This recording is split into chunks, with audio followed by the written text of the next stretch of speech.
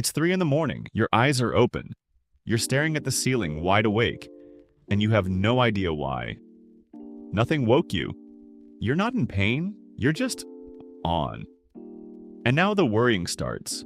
You count the hours you have left, you do the math on how destroyed you'll be tomorrow. And somewhere in there you think the thought that everyone thinks at 3 a.m. What is wrong with me? Why can't I just sleep through the night like a normal person? Here's what nobody tells you. Nothing is wrong with you.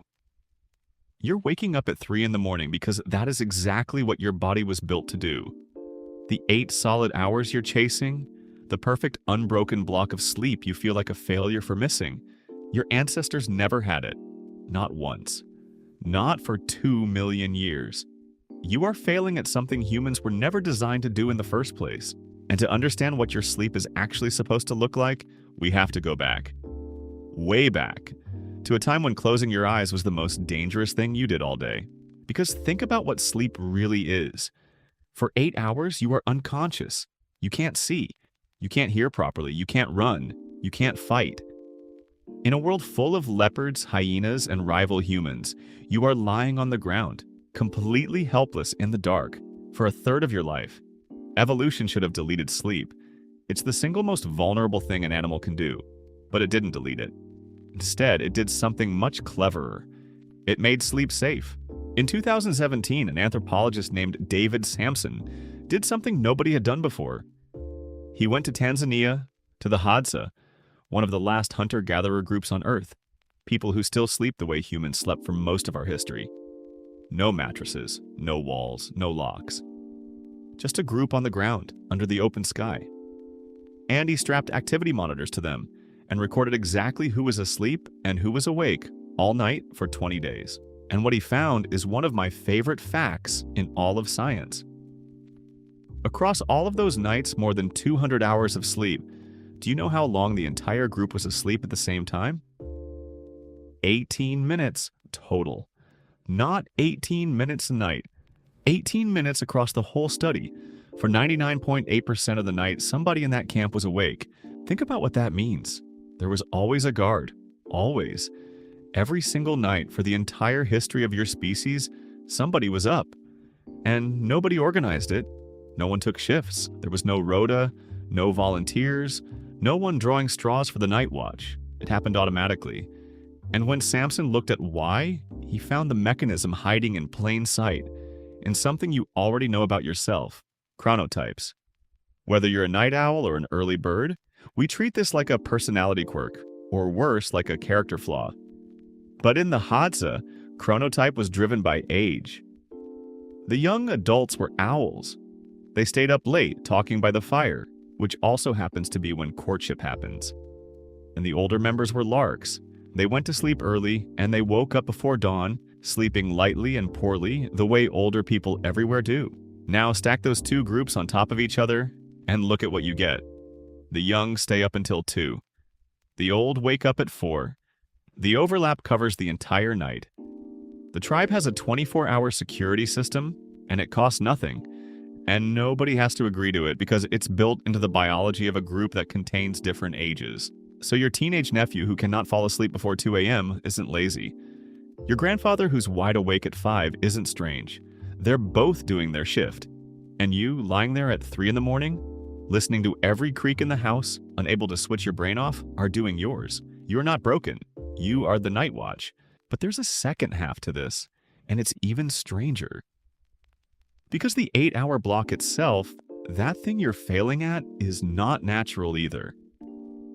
A historian named Roger Ekirch spent years digging through old diaries, court records, medical texts, and letters from before the Industrial Age. And he kept finding a phrase that made no sense to modern eyes. First sleep. And then, later in the same night, second sleep. Your ancestors did not sleep in one block. They slept in 2.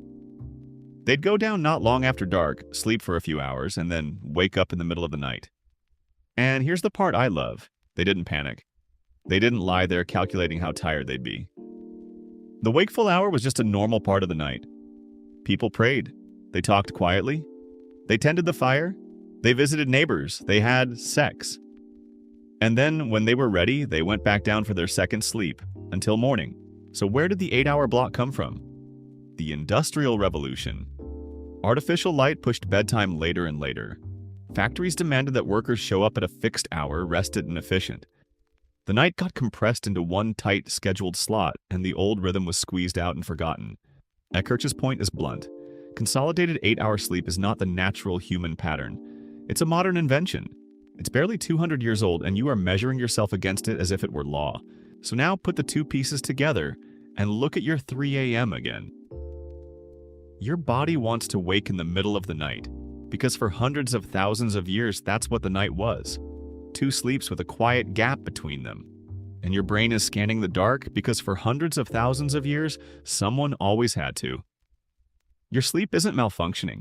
It's running its original program perfectly in a world that no longer matches it.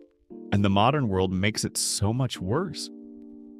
You spend your evening staring into a bright screen, and your brain, which spent 2 million years using light to know what time it is, concludes that the sun is still up. So it delays the chemistry that makes you sleepy. Your room is warm when your body drops its temperature to fall asleep. And here's the one nobody thinks about. You sleep alone, or with one other person, behind a locked door in total silence. Your ancestors slept surrounded by their whole group, with a fire burning, with the reassuring sounds of other people breathing nearby. Every one of those was a signal to your nervous system that said, relax, you're covered, someone else is watching. Take those signals away and some ancient part of you draws the only conclusion it can. Nobody is on guard, so you'd better be. That's the alertness you feel at 3 a.m. That's why your brain won't shut up. It isn't anxiety about your emails, it's a sentry standing his post in an empty camp. So here's the full picture. Sleep left your ancestors helpless for a third of their lives, so evolution made the group take turns without anyone deciding to. It spread chronotypes across ages, so the young covered the late night and the old covered the dawn, and somebody was awake 99.8% of the time. It built your night out of 2 sleeps with a peaceful gap in between. And then, 200 years ago, we invented factories and light bulbs, told everyone to sleep in one unbroken 8-hour block, alone, in a dark, silent room, and started calling anyone who couldn't do it disordered. So no, you're not broken, and you're not bad at sleeping. You're a 2-million-year-old animal running a group security program in a room with nobody else in it.